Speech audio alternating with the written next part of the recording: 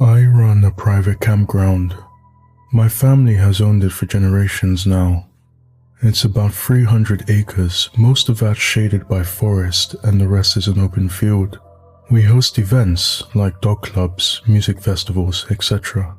We've also got open camping weekends throughout the year, and in the height of summer, we're open full-time for general camping. A lot of people take advantage of that. It's a cheap and pleasant vacation. Hammocks get erected in the trees, grills get unloaded from the backs of trucks. There's some pretty elaborate setups from the people that come back year after year. The return campers are smart. They know what they're doing. Everyone knows their job when they rolled in. They unload as a group. Tents start to go up.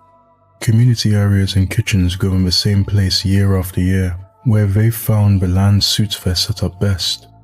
Tent locations may change, but every camper knows where their tent is going in their allotted land.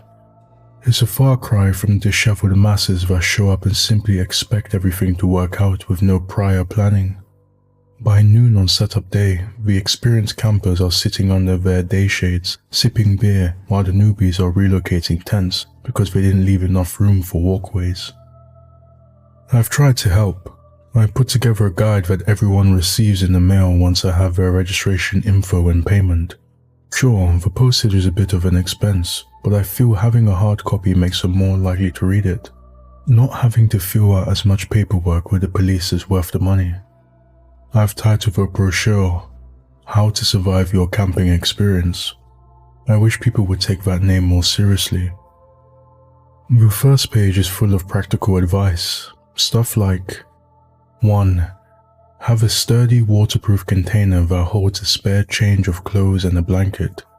This will ensure you have something warm and dry if your tent floods.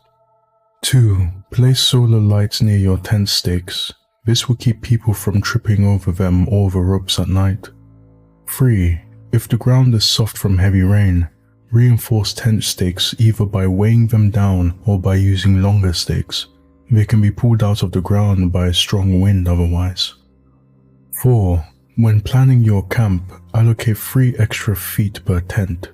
This leaves room for ropes and stakes. The second page is advice more specific to the area. This campsite has been in the family for generations after all, and a parcel of land obtains a sort of significance when it's been passed down from heir to heir. It is an old place in the world, perhaps not an ancient place, but old enough to have attracted the attention of those things that prefer old places to make their homes. We will have to sell the campsite before it becomes an ancient place, as it will be unusable at that point. But there are still many generations to go before that happens. This is the part that the new campers don't take seriously. They think it's a prank, some little joke of the reclusive camp manager who perhaps doesn't spend much time around other people. The experienced campers try to tell them otherwise, but they don't always listen. I feel my rules aren't onerous. Here's a sampling. 1. If you hear something trying to enter your tent at night, sit up and say in a clear, calm voice that you are not receiving visitors, but it is welcome to visit in the morning. If a stranger appears the next day asking for entrance to your camp, invite them in and give them food and drink.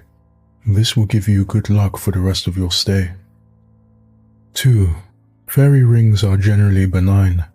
If there are the remains of a small animal inside the ring, however, inform camp management immediately. 3. Don't follow the lights.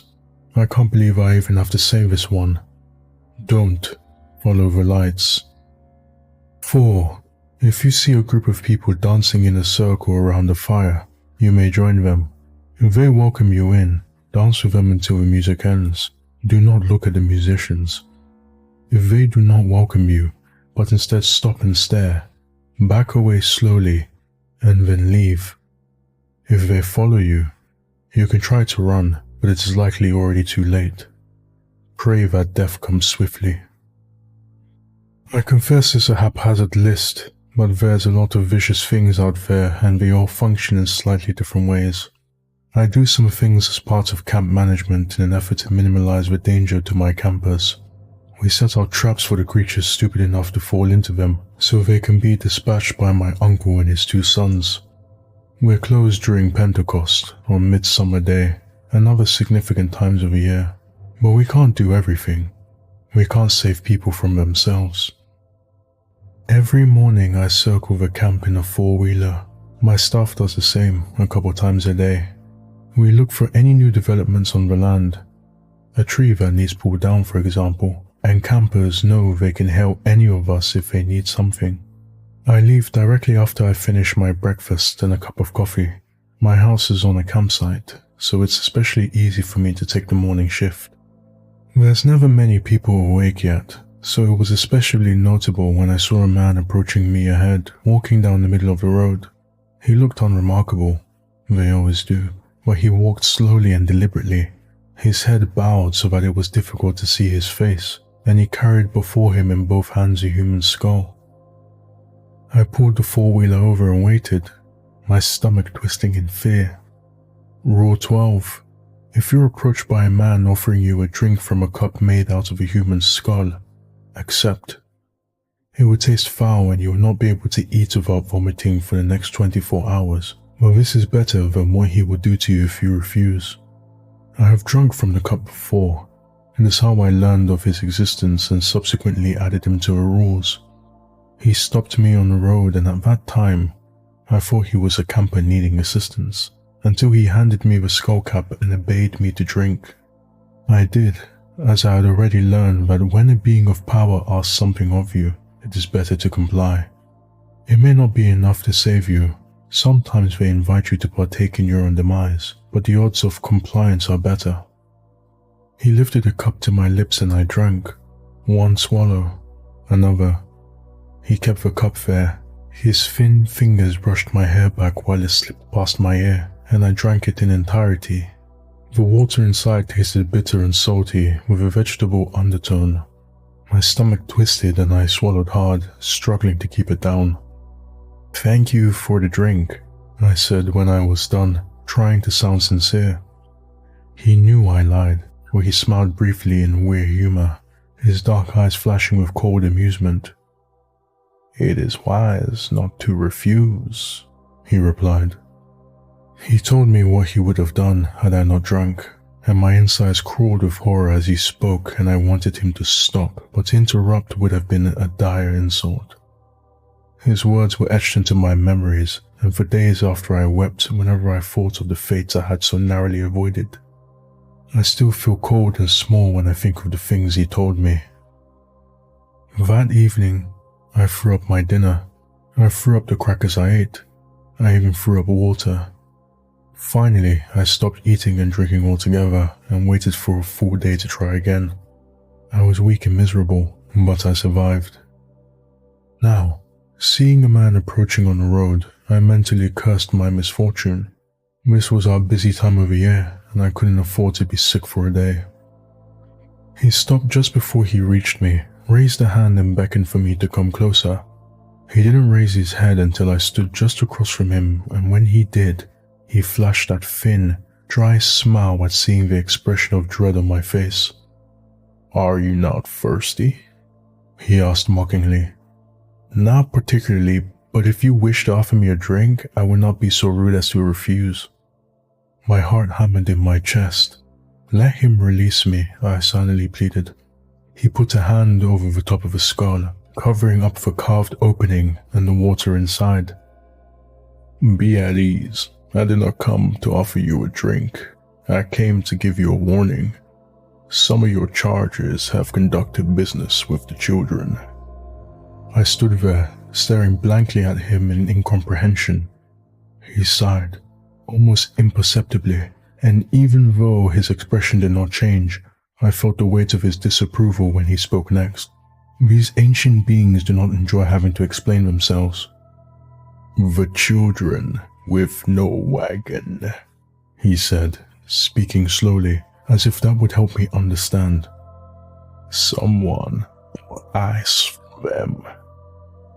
"Oh," I said. "Oh God." "He won't save them." The man walked past me. his shoulder brushing against mine as he did. No one will. Rule 18. You can buy ice from the children that approach your camp only if they have a wagon. Those are the children of other campers trying to make some extra spending money. They only upcharge by a few dollars, so consider tipping. If a group of children approach without a wagon, do not buy from them. Act like they don't exist. They will eventually leave. It wasn't until he was almost out of sight that I realized I didn't have any idea which campsite had purchased the ice, and there were lots of people here right now. I did the dumb thing. I jumped on the four-wheeler, turned it around and went after him. I pulled up along the side of the road, a respectful distance away, and called out to him. Hey, which campsite was it? He paused almost imperceptibly. Are you thirsty after all? He asked, and even though his words were mild, I understood it for the threat it was. Nope. I'm good. Sorry to bother you. I drove away before he changed his mind on granting me mercy. This was a terrible dilemma for me. I hadn't had anyone buy from the children without wagons before. Most people find their silent stares creepy, and the normal children are pretty aggressive with their ice routes anyway, so that no one needs ice by the time those other children show up. I had no idea what to expect. I had no idea how to undo what had been done. There was, however, someone I could ask. I went to my most senior camp. They're a group of friends that have been camping here for over 2 decades. The members have changed, to the point that the founders have all been replaced, but they've kept the traditions and are willing to work with me. As a result, I've given them the best campsite. It's up on a hill, nestled in a clear spot amongst the trees, so that their camp has shade most of the day, and there's spots that hang hammocks. A gas line runs up the hill, so I have to keep part of it free of trees, which funnels the breeze straight into their camp.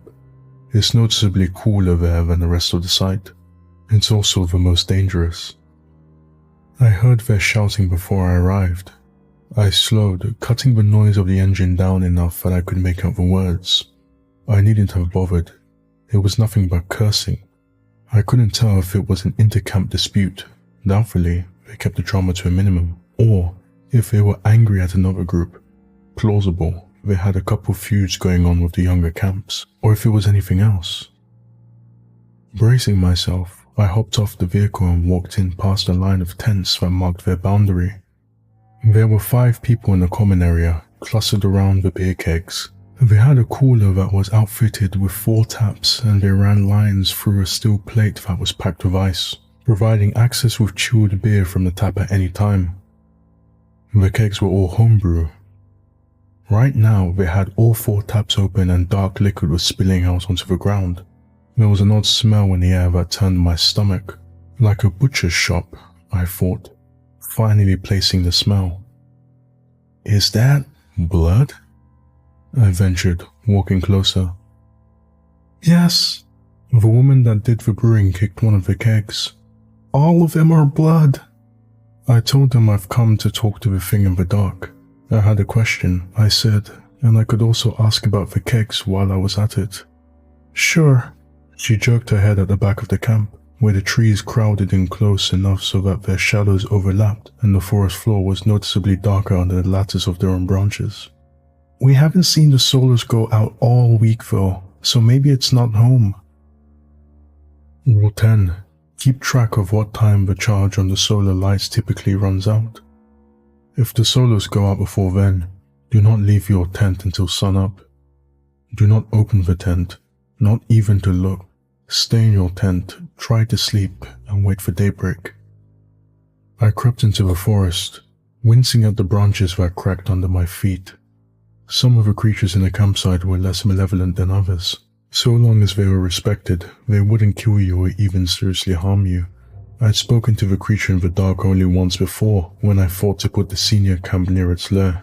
I asked if their proximity would disturb it. It replied that they would not, but nor would it hesitate to take any of them were they out in the open when it passed by. I don't know what happens to the people it takes. Their bodies are never found. The entire camp dreams of dying, however, of slow and torturous death in whatever manner they fear most. I dream of the little girl and the beast, and when I wake, I know that I'm going to be talking to the police yet again. The creature's lair is nothing more than a mound of broken branches, easily mistaken for a pile of stacked debris. There are some signs, however. The air grows colder as you approach. Sounds fall away, encasing you in silence so that the only thing you hear is your own heartbeat. Mine was growing steadily faster as I drew nearer, and it felt like the darkness in between the piled branches was reaching out, gathering up all the light, and dragging it to its doom. Flowers littered the forest floor, the white parasitic ones with bowed heads, feeding on the tree roots running below the barren soil. "Excuse me," I whispered, my voice cracking. I coughed and tried again. "Sorry to bother you, but I have a question." A long silence. I waited, wondering if this was in vain and perhaps the creature wasn't there. Then it spoke, and its words were rough like stones rolling against each other, and I winced in pain, for it felt like my head was between those stones and my skull would crack under their weight. It asked me what I wanted to know. I told it about the children, that someone had bought ice from them, and also about the kegs as an afterthought. The children were displeased by their lack of prey. It finally replied, and I pressed my fingers against the bones near my ear, as if that would help relieve the pressure. They rejoice at finally being given an opportunity. To do what? The pile of branches shifted. The earth shifted and I stumbled, realizing in sudden terror that small lump of debris was not nearly enough to contain the creature inside, and it was far larger and perhaps far more terrible than I'd imagined. Its shrug had nearly thrown me to the ground. The kegs are just a start, it sighed. More will suffer. All will suffer. And then the dying will begin. My entire campsite was at risk. I felt cold inside. I could evacuate, I thought. I could claim that there was something. A gas line rupture? Disease outbreak. There were some options available that would explain why I was throwing everyone out. Well then, what about my livelihood? Would people return? I'm a little ashamed that greed factored into my choices, but this campsite has been in my family for generations, and I wasn't going to rue it all now. Eliminate the one that started it. The ground bucked violently, and I was thrown to my hands and knees. Everything else will unravel. I stumbled to my feet, thanking it profusely. I gibbered my apologies for disturbing it and my gratitude for its advice. Then I fled, fighting the urge to look back the entire time. Eliminate the one that started it. Those words rattled around in my head as I went from campsite to campsite, asking if they bought ice from the children today. I received quizzical looks from the newer campers, but the older ones answered solemnly, understanding the gravity of my question. They'd read the rules. Finally, I found a camp that had bought the ice and they identified the person that had made the purchase. He was elsewhere at that moment, but I could stop by later, they suggested. I said it was fine. I wasn't ready to talk to him. I wasn't ready to take the creature in the dark's advice. I thought, how bad could it be? It was only just beginning. Perhaps I could find some other way to resolve the situation.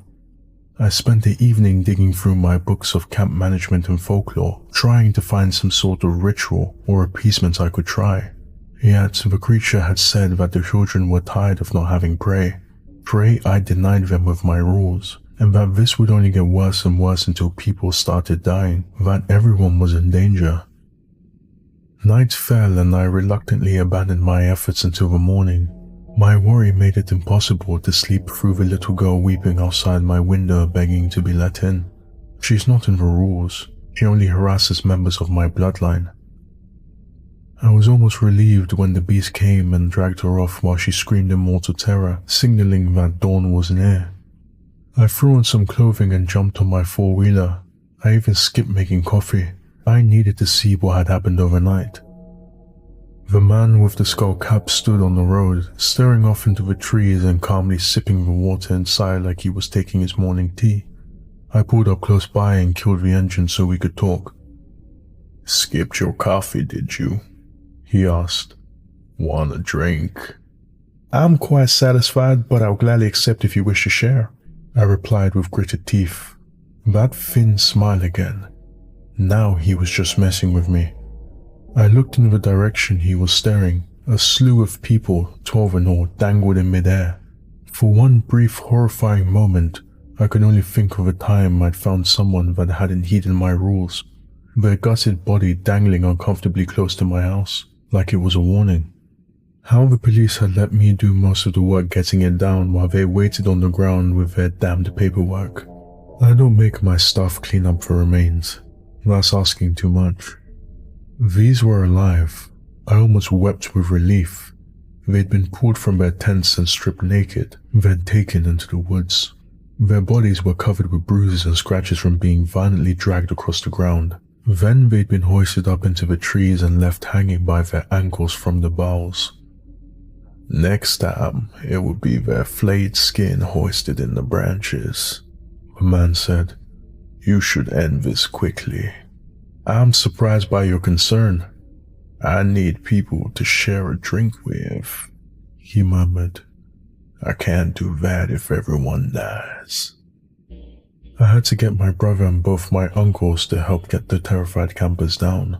They didn't fight much while we were doing this, just hung there limply, crying or whimpering softly. It made the job a lot easier. Dead weight is predictable and we could pull them towards the ladder, get a good hold on them, and then cut the ropes and pass them down to the ground. Eliminate the one that started with it. As the abducted campers were taking off to the local hospital for treatment, I delegated the police paperwork to my brother and jumped on my four-wheeler. I returned to the camp that had bought the ice and called the man responsible aside for a conversation. I asked him if he'd bought ice from some creepy children with no wagon, and when he said he had, I asked why he'd broken one of the rules of how to survive camping. It was Rule 18. Hadn't he read? "Oh," he said bleakly. "That one?" "Well, there are a lot of rules." I took a breath, held it for a moment, reminding myself that the majority of people have good intentions and don't do things simply to be contrary or cause trouble. That it is my responsibility as both camp manager and a decent human being to be understanding and help people because we have a common goal. I want them to have a safe and fun camping experience, so they come back, and they want to have a safe and fun camping experience, so they can come back. This man didn't ignore my rule simply out of spite. It was an accident. An unfortunate accident. I asked him why he glossed over that rule. My tone was polite and friendly without a hint of condemnation or judgment. That's the important bit. People respond in kind. So long as I didn't accuse, he wouldn't become defensive and we would have a productive conversation. I've done a lot of reading on conflict resolution and behavioral change. He hadn't taken them seriously, he admitted. He'd certainly read them. Intently, in fact, because he thought it was a joke, but it was a clever joke and he enjoyed it. But real? Nah. He pointed to his tent, showing how it had 3 feet of clearance between the other tents, Rule 4. And that they'd bought a longer hose so that I didn't have to split the closer one more than 3 times. Rule 6. The will was there. My system was flawed. It didn't change what I had to do. I thanked him for talking to me and walked away. Then I went into the woods and gathered some things. It took a while to find them all, but I'm familiar with my campsite and I know where these things are likely to be found. Then I returned to my house with the mushrooms in hand. They're called Destroying Angel, Amanita virosa. I crushed it and took the resulting juice, careful not to touch it with my bare hands, back to his camp. I poured it into his reusable water bottle, swirled it around to coat the sides, and then left it to dry. They wrote the initial symptoms off as mere food poisoning. By the time his campmates took him to the ER, he was suffering from liver and kidney failure. They did their best, but I had put a generous dose in that bottle, and his body simply could not keep up. not even with medical intervention. He was dead within 36 hours. The police dropped by, of course. I talked with them for a bit. We commiserated on how difficult it can be to protect people from themselves, and that was the end of it. They understand what it's like in the forest. I feel I am to blame. I know rules are ineffective, but they are easy, and that's what I relied on. I wrote off the deaths as isolated incidents instead of warning signs that I wasn't doing enough to determine if my rule list and other measures were accomplishing their intended purposes. You know what does help people change their behaviors? Storytelling. It's one of the most effective techniques, far more effective than a list of rules, which, according to research, is the least effective method, and the most prone to antisocial behavior, which is basically people deliberately sabotaging the system out of spite. Instead of telling someone, do this, you tell the person a story that demonstrates the behavior you want, preferably true, as it carries more weight, and the more personal it is, the more the individual relates and subsequently accept what you're trying to tell them to do. I'm a camp manager. I don't have a list of rules because I'm trying to ruin your fun. I have a list because I'm trying to help you from coming back to camp and finding your tent collapsed and full of rainwater and having no dry clothes or nowhere to sleep. I'm trying to keep you from spending half a day setting up tents because you didn't plan where everything would go in advance. And I'm trying to keep you from doing small, simple things that could result in a horrific and most assuredly agonizing demise.